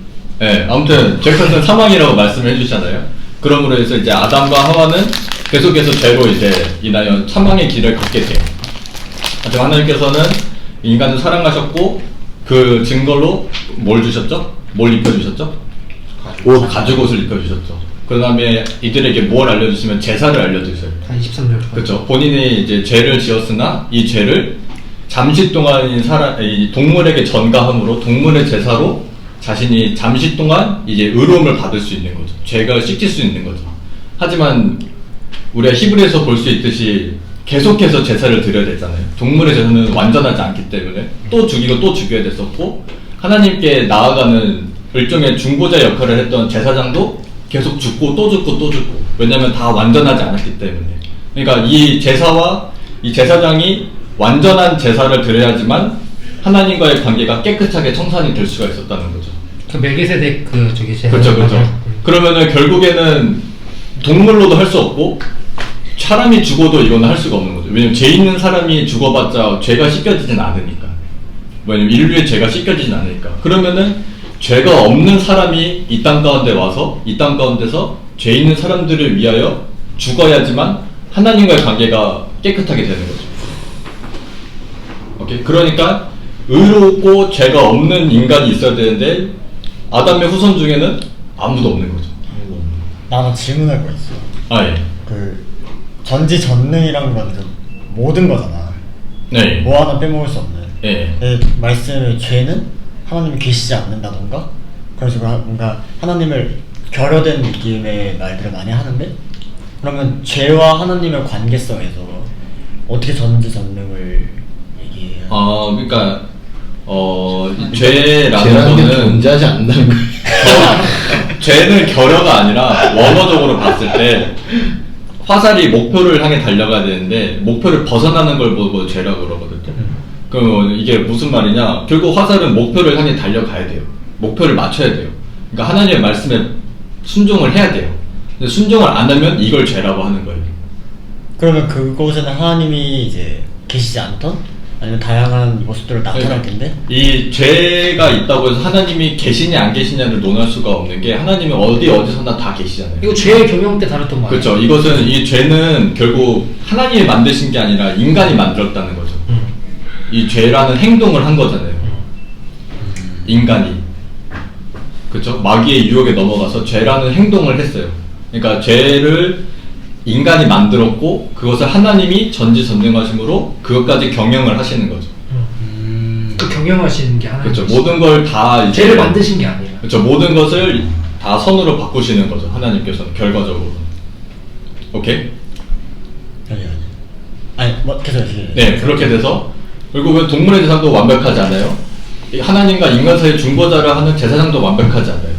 그러니까 결국에는 이 죄를 씻기기 위해서는 죄 없는 인간이 죽어야지만 이 모든 게 해결이 된단 말이죠.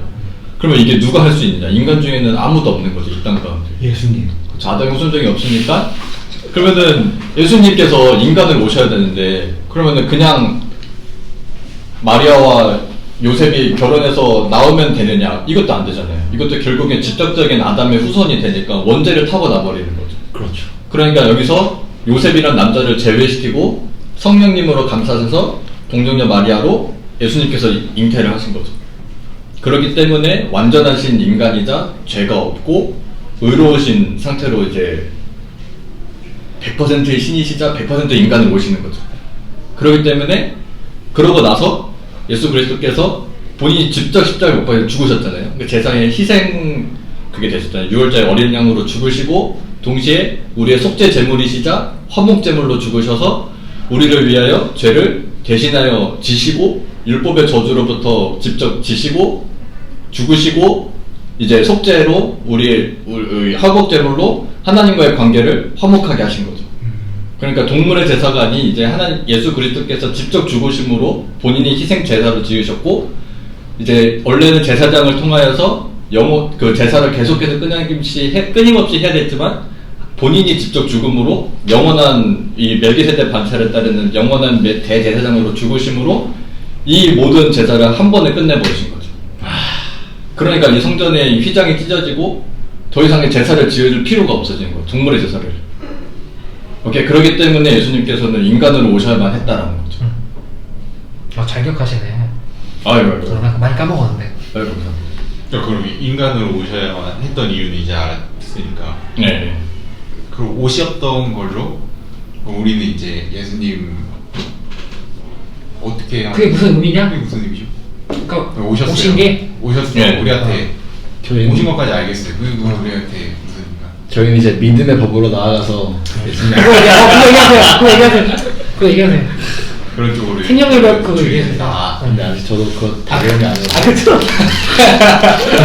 그러니까 우리는 이거 다 얘기할 것처럼 얘기하시고. 그리고 우리는 오직 믿음으로 구원에 이를 수 있게 됐다 이런 거잖아요. 결국에는 우리가 뭐 다른 행동을 하는 게 아니라 그 중보자로 오셔서 우리를 중보해 주시기 위해 중보자로 오신 예수님을 믿는 것만이 오직 우리의 구원의 수단이 될 수 있다. 이 얘기로 이어지는 거잖아요. 네. 그죠? 네, 그럼 된 것 같습니다. 이제 나중에 이제 믿음이 나오잖아요. 믿음이 나오는 게 나올 겁니다. 좋은 걸 해결했는데. 이미 했나요? 믿음? 믿음 아직 안 했을 거예요. 안 했을 것 같아. 아직 이제 신론하니까. 이제 기독론 이제 기독론 네. 들었으니까. 기독론하니까. 저 근데 여기 질문 있는 게 예. 457쪽에 몇 쪽이냐?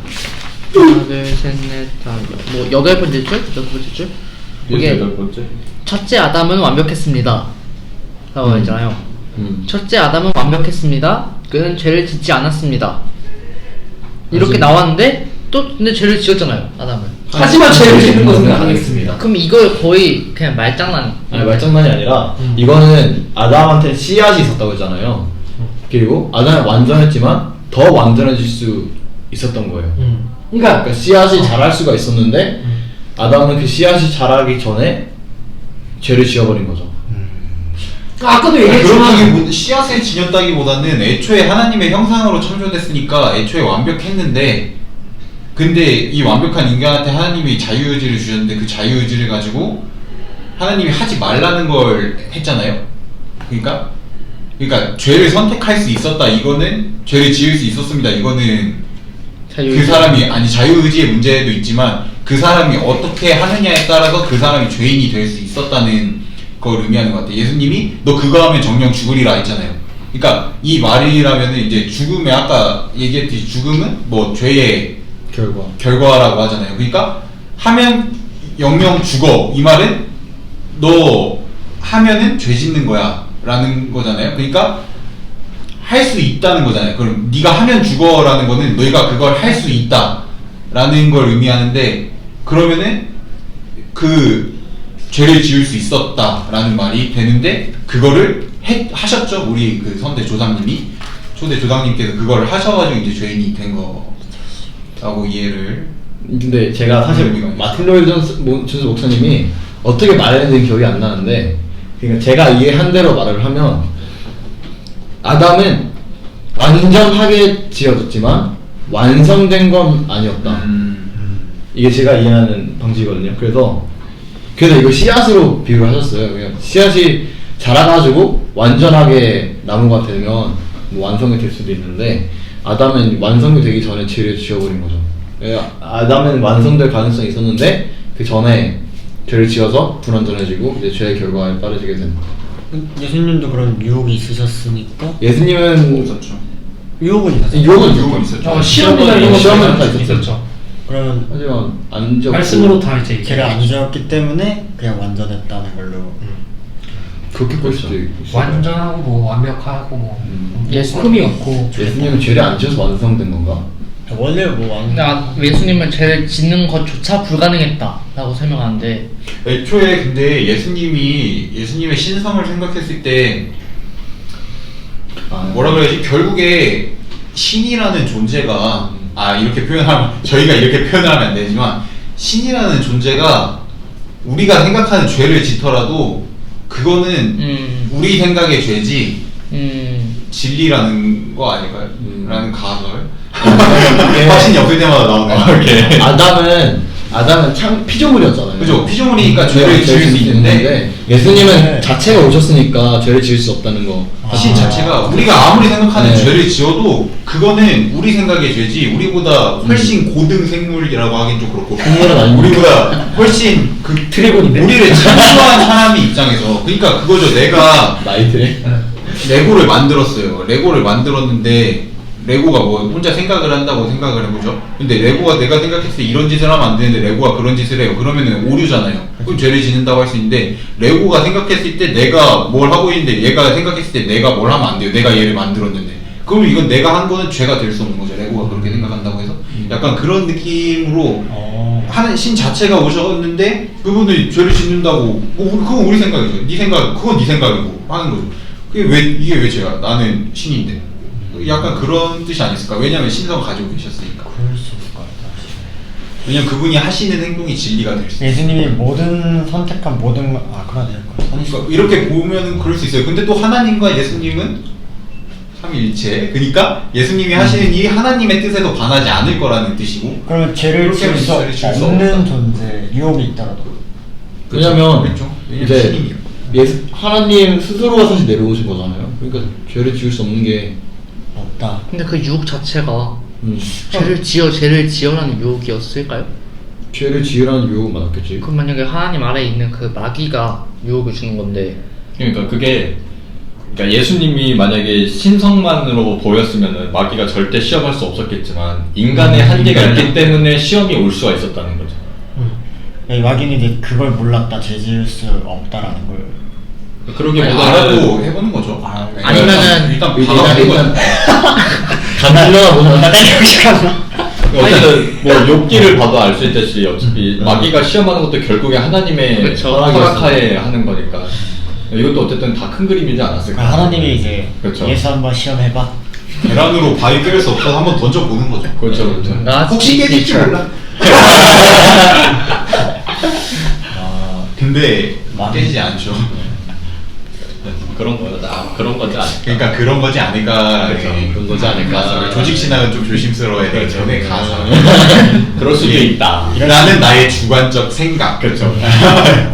쿠션. 그럴 수 있다. 정도만 이제 생각하면 되죠. 근데 아까 이거 발표 중에 경사에 말한 건데 그 하나님의 절대적 인격적 속성들 선지하심이 있잖아. 인격적 속성. 뭐 그 인격적 속성에 선지하심이 너가 있다 했잖아. 신성. 그러니까 그 선지하심이 너가 있다. 신성해. 인성이 말고 신성이. 신성해. 신성은 예? 아니 입장에서 배웠던 하나님의 인격적 속성들, 비공유적 속성들 거기에 영원성, 편지하심, 전지, 전능, 불변 거기에 너가 선제도 추가했잖아. 선지하심을. 근데 여기 6장을 보면 선지하심이 없어가지고 여기는 선지하심이 있었어 본데. 23장 있었어요.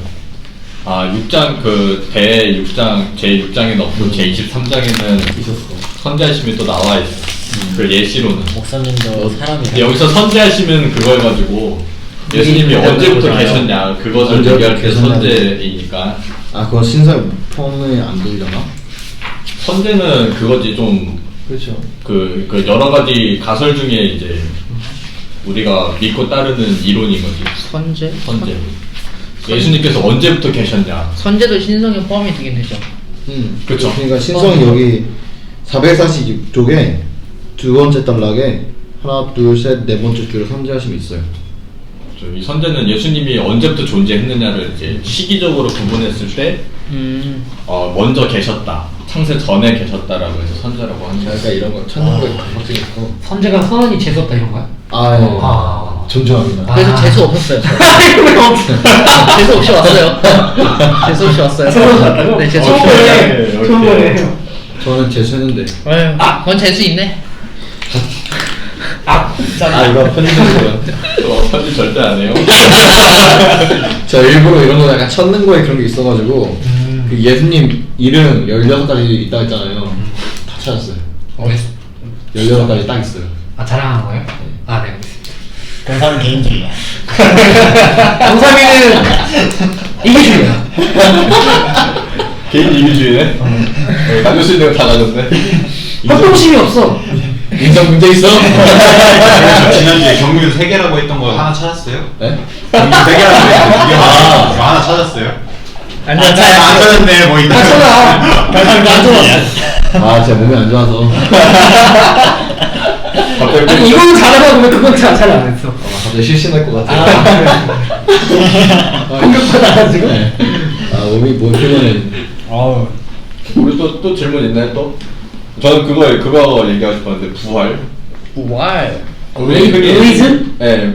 부활이 예수님의 첫 열매라고 얘기를 하잖아요. 리바이벌. 근데 부활은 예수님 부활하시기 전부터 이미 그런 사건들이 있었단 말이에요. 죽었다. 그치. 나사로도 죽었다. 맞아요. 저도 이거 얘기하고 싶어요. 그 이제 예수님께서 왜 부활은 첫 열매라고 얘기해요? 근데 그거지. 나사로는 부활하고 계속 이제 이렇게 있는 게 아니라 나사로는 그 부활하고 죽었잖아. 또 이제 죽었으니까. 어쨌든 부활한 건 부활한 거잖아요. 그러니까 그러니까 열매라는 거는 이 부활하고 이제 계속 어떻게 보면 이 자체가 돼야 되는데 그게 그래서 예수님 그렇게 하셨잖아요. 근데 나사로나 뭐 이런 친구들은 부활하고 뭐 예를 들어서 그냥 예수님 뭐 하나님 우편 옆에 앉았으면은 부활 첫 열매지.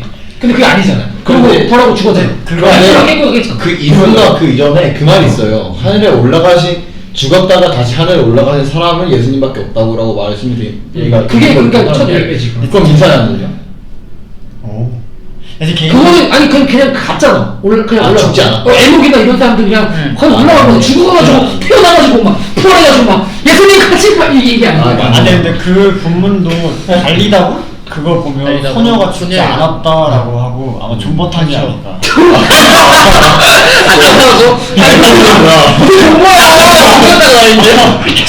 하나님이 뭐야? 거두지 않고 이제 존버가. 아니 그러니까 그런 거고 이제 달려나가지고 일어나가지고 예수님 이러고 나중에 할머니 돼서 돌아가셨겠지. 그러니까 이제 육체는 이제 거의 이제 그 상태지만 영은 존버를 시작. 영은 존버를 했다. 그럼 이런 것도 될 수 있지만 뭐 이런 것도 있잖아요. 본인 스스로 살아나신 첫 번째 경우라고 할 수도 있고. 본인 스스로 살아났다고? 예수님이 그래서 첫 열매다. 사람들은 누가 와서 너 일어나라 이걸 했는데 예수님은 그냥 죽었다 이렇게 자기가 스스로 일어나셨으니까. 근데 그것도 하나님이 아버지 예수님 하나님 3일 동안 아니 근데 이 열매 같은 경우는 이 부활 그러니까 태어났다 그러니까 그냥 이제 뭐 부활해서 태어났다 그냥 그게 아니라 태어나고 나서 이제 어떻게 보면 완전하신 그런 거잖아요. 그러니까 부활의 개념이 단순히 죽었다 살아났다 어, 해서 끝나는 게 아니라 그쵸, 그럴 그쵸. 수도 있는 그쵸. 음. 그러니까 그 첫 열매가 이제 예수님이고. 그러면은 이 부활의 정의를 다시 내려야겠네요. 죽었다 살아났다 이것이 끝나는 게 아니면은 결국 예수님이 부활의 첫 열매를 하셨는데 그럼 예수님의 부활에 대한 정의는 어떻게 내리실 거예요? 제가 볼 땐 첫 열매가 그건 것 같아요. 그러니까 부활은 죽어서 살아난 게 왔는데 첫 열매라고 하면 이제 뭐 부활하셔가 또뭐 완전 그것도 하고 그런 거 아니에요? 아니면 그거랑 연결되지 않을까요? 두 번째 아담? 두 번째 하다? 어떻게 보면은 첫 번째 열매는 아담이었잖아요. 네. 어떻게 보면 네. 첫 번째 인류니까 첫 번째 인류는 아담이었는데 이제 예수님으로부터 이제 다시 시작되잖아요. 어떻게 보면 네. 새로운 인류의 시작이라고 할 수 있잖아요. 네. 그거의 첫 번째 시작점을 의미하는 건 아닐까. 그 시작점이 그럼 저희가 중생하고 이제 성화의 과정을 가는 것을 다 중생으로 보시는 그 시작점으로 보시는 거예요? 아니면 이제 예수님을 통해서 예수님을 믿음으로 구원을 받을 수 있는 세대의 첫 번째가 아닐까. 그거 아니에요? 그러니까 새 이스라엘의 첫사랑. 이건 안 되는 거야. 심장 멈춰서 삐할 때 숨을 살아서. 그건 되게 부활이다. 와 진짜 재밌다. 진실 장난이야. 이거 통해서 살아나는 사람 아직 덜 죽은 사람이야. 나사로랑 걔네도 이제 덜 죽었다. 그러니까 걔네들이 들죽은 거야. 나사로는 썩고 있었는데. 무덤이 있었는데. 나사로는 냄새가 났는데. 근데 나사로는 안 씻어도 되는데. 정말 왜 그러는 그 성공 보호소를 거부하네 지금. 존버 논리라고 펼쳐보겠습니다. 목숨과 존버들이 양보하는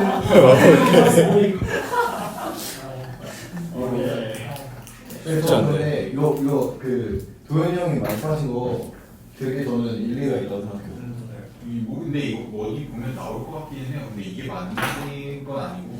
아니 근데 나는 이게 기억나. 왜냐면 이게 그 우리 목사님이 예전에 지성이가 그 저기 2회 캠프 때 왔을 때가 3회 캠프 때 왔을 때 이 질문을 했어 목사님한테. 목사님 소면 넣으시고 내가 목사님이랑 소면 넣고 계시는데 지성이 갑자기 와가지고 목사님 근데 나사로도 부활하고 그랬잖아요. 이랬어. 그럼 예수님이 그거 아니잖아요. 이랬는데 목사님이 그때 이랬던 게 그러면 나사로는 그러고 뭐 이렇게 그래서 살았냐? 나사로는 거기 죽었다. 이 얘기를 하셨던 게 기억이 나가지고. 그러면 부활의 첫 열매가 예수님이라면은 부활의 두 번째 열매는 나중에 재림 이후에 오게 되겠네요.